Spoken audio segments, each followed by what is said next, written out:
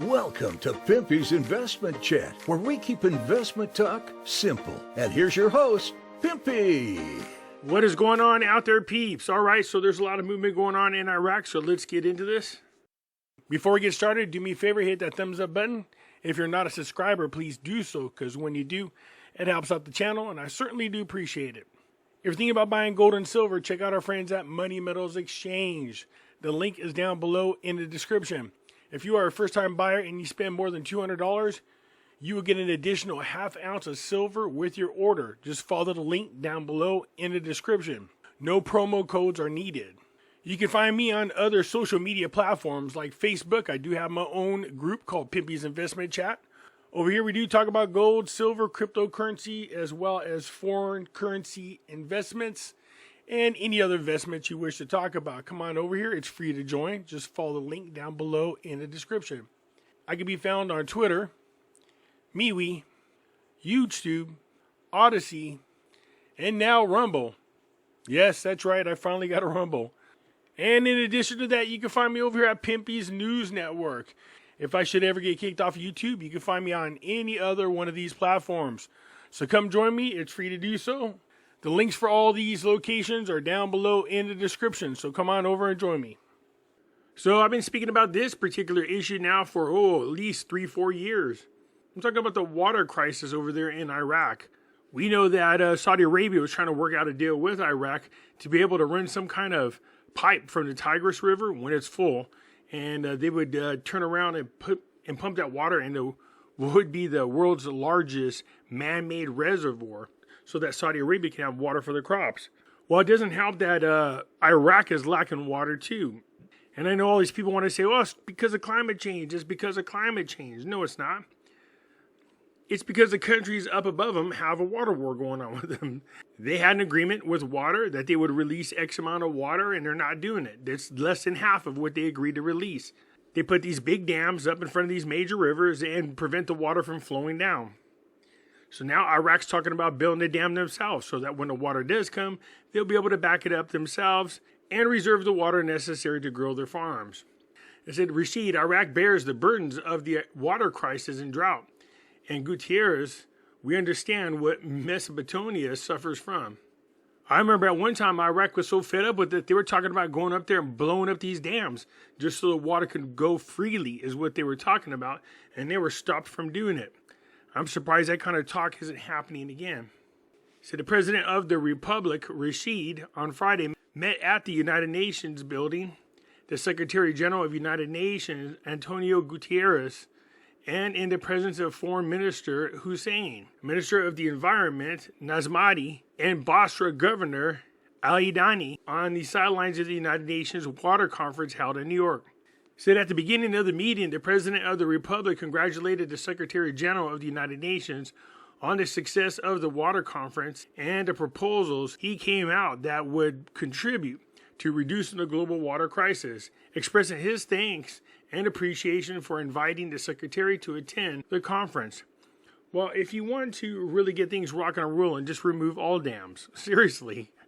I mean, that's a big cause of a lot of problems. They drain these reservoirs to do dam repairs and then tell the people it's because of a dang climate change, or they'll block water from another country getting it and they'll claim it's because of climate change.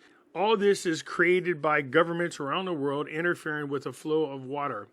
That's going to be the new oil in the future. Trust me, people are going to be fighting over water rights. You want to be somewhere on the coast where that shouldn't be a problem. So President Rashid reviewed the burden borne by Iraq as a result of the water crisis, as well as a phenomenon of desertification, drought, and dust, which reflect negatively on various aspects of life, pointed to the importance of the role of the United Nations in supporting international efforts and taking appropriate measures to reduce the water crisis and activate cooperation in the field of transboundary waters to ensure equitable distribution between countries. In turn, Gutierrez expressed his appreciation and gratitude towards the President of the Republic for the warm reception during his recent visit to Baghdad, stressing that he understands the severe water shortage and low levels of the Tigris and Euphrates River and their impact on the life and environmental reality, reiterating the support of the international organization for Iraq in its effort to reduce the risk of the water crisis and climate change and their repercussions on public life. Sounds to me like Iraq needs to hurry up and get that dam going so they can start slowing down the flow of the water running out on the other side and into the oceans. I do believe I mentioned this, that I thought the amount per barrel of oil was a little bit on the high side and it might come back to nip them in the butt. Well, that might be happening here sooner than later. Sudanese advisor warns against adjusting the price of oil by the budget and repeating the theft of the century. So it says Saleh, financial and economic advisor to the Prime Minister Sudani, warned against reviewing and adjusting the price of a barrel of oil in the financial budget. I thought it was a little bit on the high side, that they should be somewhere between $60 and $65, but that wasn't the case. They were much higher than that. Saleh said to the news, there is a fear of the decline in the price of oil, but reviewing the price of a barrel of oil in the budget means sacrificing contract holders or 1 million citizens scheduled to be included in social welfare or counseling development funds. I think that the latter would be sacrificed with any oil decline, which is a loss for Iraq. If they're sacrificing any kind of developing of anything in Iraq, as a huge sacrifice.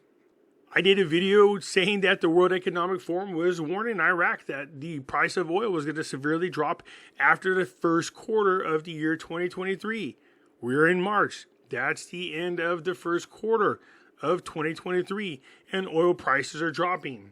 I think that has a lot to do with the fact that banks are failing everywhere. People are worried about what to do with their money. They're not thinking about taking a trip around anywhere. They're not thinking about vacations. They're not thinking about driving their vehicles around and burning gas. They're too concerned about what the hell is going to happen to their money, and is why you should be putting your monies into gold and silver. It says, I think it is possible to keep the price of oil in the budget. He added, noting that low oil prices will shake the international monetary system. Yeah, of course it will. Because then you're going to be running a deficit all the time. You'll start burning through your reserves, both foreign currency asset as well as gold, just so you can protect your currency.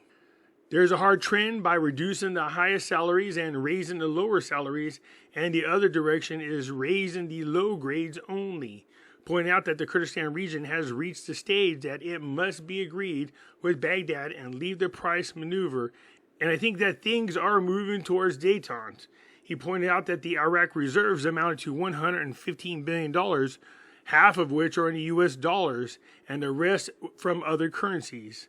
The Sudanese advisor promised the distribution of salaries in dollars by the sea, but it may be in emergency cases, provided that the Americans prepare us with sufficient amounts of currency to cover operating expenses and thus end the problem of the dollar price difference between the official and parallel rates. He goes on to continue that with the way the systems are set up over there, they're still vulnerable to a lot of corruption over there. What they need to do is identify where those weaknesses are and do what they can to prevent this from happening. The fact that they're acknowledging that they're still existing is kind of problematic.